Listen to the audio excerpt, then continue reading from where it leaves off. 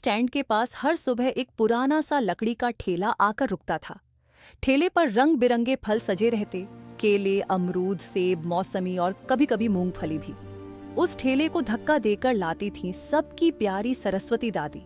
सफेद बाल, माथे पर बड़ी सी बिंदी, हल्की सी मुस्कान और आंखों में अटूट हौसला, यही उनकी पहचान थी। सरस्वती दादी की उम्र लगभग 70 साल थी, लेकिन उनका हौसला किसी जवान से कम नहीं था। गांव में लोग उन्हें प्यार से दादी कहकर बुलाते थे।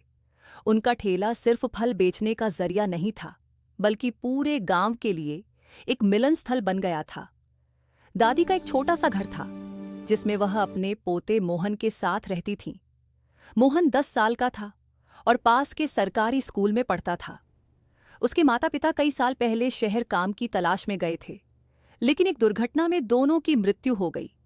तब से दादी ही मोहन का सहारा थी और मोहन दादी की दुनिया।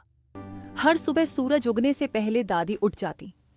पहले भगवान के सामने दीपक जलाती, फिर मोहन के लिए नाश्ता बनाती।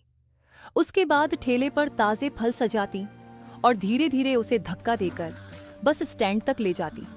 रास्ता थोड़ा ऊबड़ खाबड़ था, लेकिन दादी कभी शिकायत नहीं करती।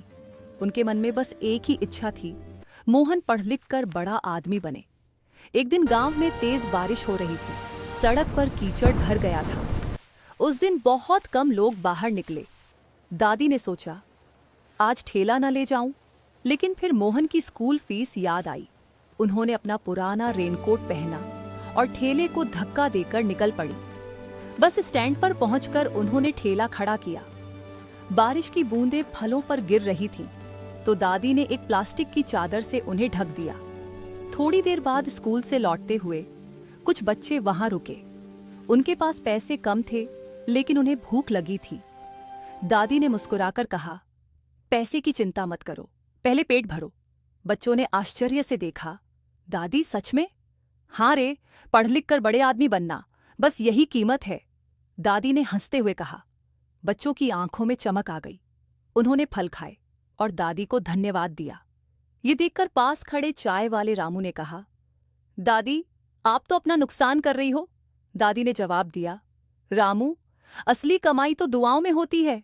दिन बीतते गए। धीरे धीरे दादी का ठेला गांव में मशहूर हो गया। लोग सिर्फ फल लेने नहीं, बल्कि दादी की बातें सुनने भी आते। दादी हर किसी को हौसला देती। मुश्किलें तो आएंगी, पर रुकना नहीं है।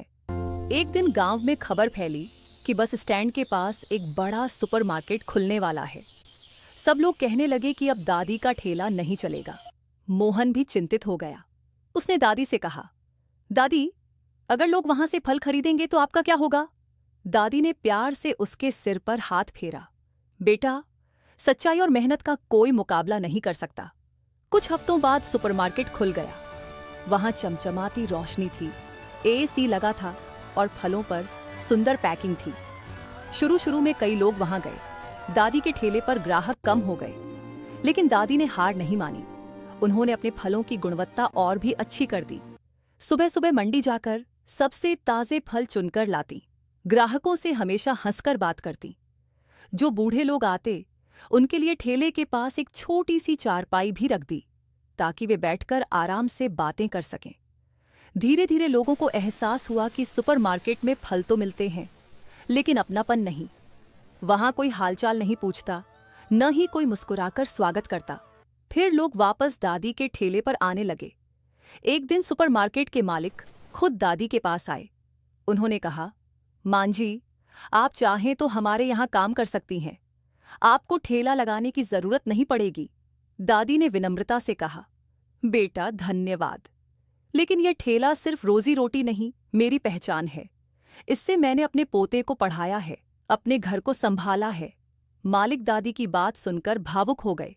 उन्होंने कहा, आप सही कहती हैं, मैं चाहता हूं कि आपका ठेला यहीं रहे। इससे इस जगह की रौनक बनी रहती है। समय बीतता गया। मोहन ने मेहनत से पढ़ाई की। वह हर शाम दादी की मदद करता, हिसाब किताब देखता और फलों को सजाता। दादी उसे हमेशा कहती, ईमानदारी सबसे बड़ी पूंजी है।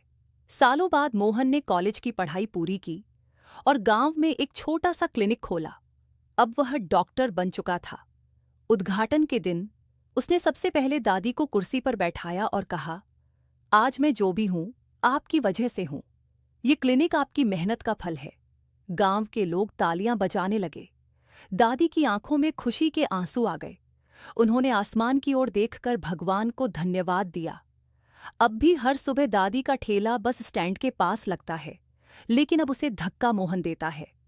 दादी सिर्फ बैठकर मुस्कुराती हैं और बच्चों को आशीर्वाद देती हैं। गांव में जब भी कोई हिम्मत हारता है, लोग कहते हैं, दादी के ठेले पर जाओ, वहां हौसला मुफ्त मिलता है। सीख, मेहनत, ईमानदारी और सच्चे दिल से किया गया काम कभी बेकार नहीं जाता।